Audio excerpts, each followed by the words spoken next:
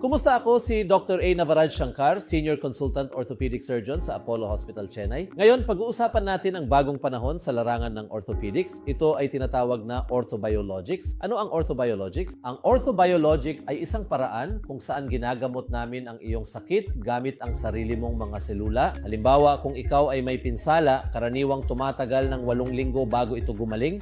Ngunit sa parehong uri ng pinsala, halimbawa tendinitis injury, maaaring ito ay plantar fasciitis, tennis elbow o tendo-Achilles tendinitis. Ang mga ito ay ilan sa mga kondisyon na maaaring gamutin gamit ang platelet-rich plasma. Ibig sabihin, kinukuha namin ang sarili mong dugo. Mula sa iyong dugo, ginagawa naming stem cells at ang mga stem cells na ito ay ini-inject sa nasugatang bahagi upang ang pamamaga ay mabilis na gumaling. Hindi lang ito nagpapagaling, tumutulong din ito na muling tumubo ang mga normal na tissue. Kaya kapag pinag-uusapan ang platelet-rich plasma, maraming uri ng platelet-rich plasma.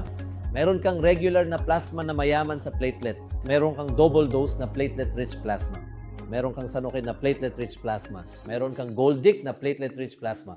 Mula sa mga produktong galing sa dugo, lumipat na tayo ngayon sa mga produktong galing sa bone marrow. Ano ang meron tayo sa bone marrow? Ang mga batang pasyente, mga taong may maagang arthritis o mga pasyenteng may sports injury na may maliliit na pinsala sa meniscus, hindi lahat ng mga ito ay nangangailangan ng operasyon, simpleng iniksyon lang ang kailangan. Sa Apollo Hospitals, halos kami ang may pinakamaraming kaso ng AVN na ginamot gamit ang bone transplant. Iyon ay AVN sa balakang na hindi ginagamot gamit ang hip replacement. Ang AVN sa balakang kapag na-diagnose ng maaga, kung saan gumagamit kami ng cultured osteoblast, inaalis namin ang nasirang buto mula sa iyong balakang at inilalagay namin ang iyong bagong buto sa balakang at pagkatapos ay bumabalik ka sa normal. Ito ang pinakabagong pag-unlad sa orthopedics. Tinatawag itong orthobiologics kung saan ginagamot ka namin ng natural gamit lamang ang mga karayom.